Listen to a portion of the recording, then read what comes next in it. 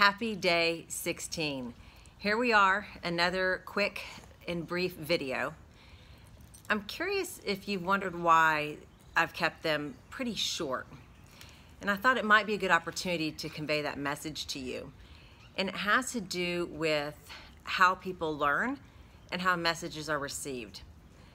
And the more direct and clear you are in a shorter period of time, the more likely your message is to be received with what your intention was in regards to the learning. Which this kind of dots to training. Oh, there's Roxy. So we say hi to Roxy this morning. Hey, and Sydney's right there. Okay.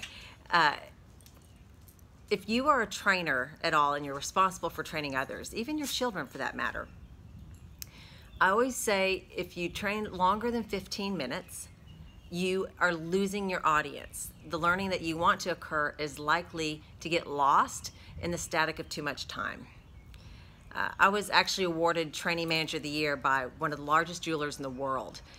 And when I received that and people asked me how I managed to make my training so effective, it was simply because of this. If the learning cannot be contained within 15 minutes, break it down into something even simpler. Ultimately, everything in life that we learn has different compartments or parts to it.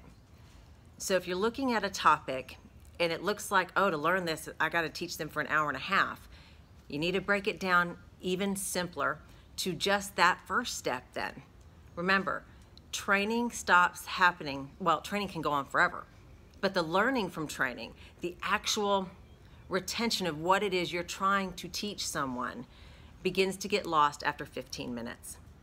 So take this approach to training. 1, can this be trained and learning occur within 15 minutes? 2, what do I want them to walk away with the learning being? And then 3, and really important, is that you have them set observable, measurable behaviors they're going to do differently based on the training you just gave them.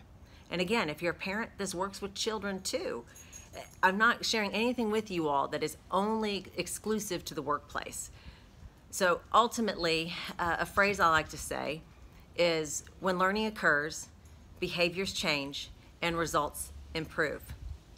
So as you're looking at that training you want to pay forward to others, and you want to make sure that that time invested is fruitful, keep it to 15 minutes or less. Be very specific about what it is you want them to walk away learning, and then ultimately make sure you're getting an observable, trackable, measurable behavior that you can celebrate them when they're doing it, that they can hold themselves to. And ultimately, the next step to this is do this for yourself. As you are learning, make sure you're setting specific goals for yourself and ways to make sure you can measure whether or not that learning occurred. Guys, most of these messages I'm doing on a daily basis, I could wrap them into bigger segments and maybe do one video a week. But that's too long and it would get lost in the static. So today's topic was on training, how to implement or to take on effective training, and how to make sure you can weigh and measure that for yourself or for others. So just a quick training tip. Have a great day, guys. Looking forward to chatting on day 17. And again, make sure you're being deliberate to learn for yourself as well. Life has too much to offer to just simply stay where you were yesterday and going into tomorrow. Have a great day.